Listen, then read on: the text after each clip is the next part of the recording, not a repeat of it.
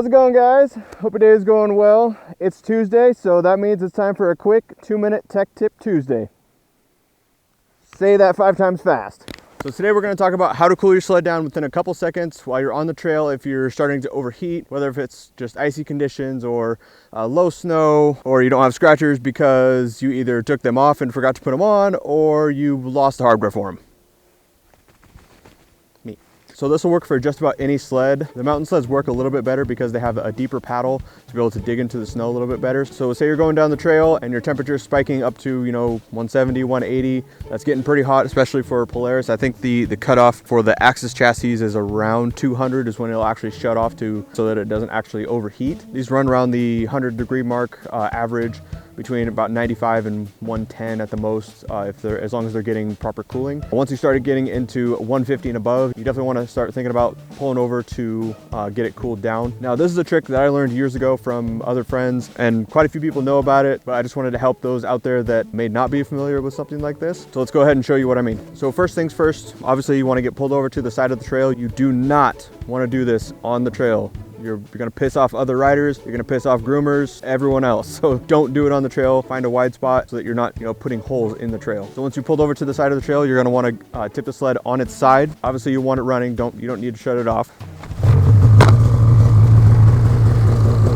So if for some reason you're not able to hold it on its side very well, like it's tipping towards you too much, I'll normally put my knee in between the snow and the sled, and it'll hold it up pretty well. Just obviously don't pull it all the way over onto yourself so it's flipping over. It just needs to be on edge like this. Now, depending on the snow that you're working with, you may need to tip a little bit more or maybe not as much. You'll just have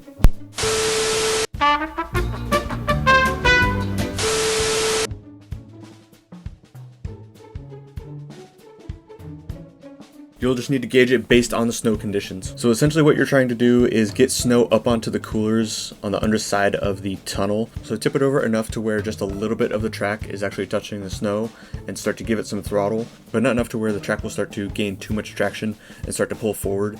And once the track starts to spin and kick up some snow on the underside of the tunnel and it's not moving too far forward, then you can start to give it a little bit more throttle and start to tip it back over in order for it to start pushing more snow onto the underside of the tunnel and cooling off the sled even more.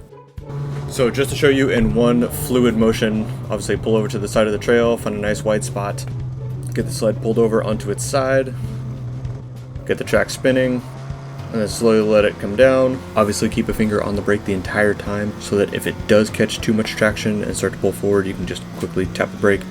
And sometimes if the sled is running too hot, like above 170, I'll do it twice in order to cool the sled down even more. And in the case like this day, there was a little bit of an ice layer about an inch or two down, so you have to pull the sled over a little bit more just to get the track spinning so that it will punch through that ice layer in order to get down to the little bit softer snow.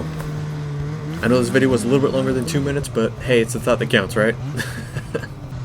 Alright, and that's it. Pretty quick and simple. And now next time you're out on the trail and you see your sled starting to get a little bit too warm, you know what to do to get it cooled down quick in order to beat your buddies to the goods. If this video helped you out in any way, please give it a thumbs up. And if you're not subscribed, hit the subscribe button and don't forget to turn on the notification bell.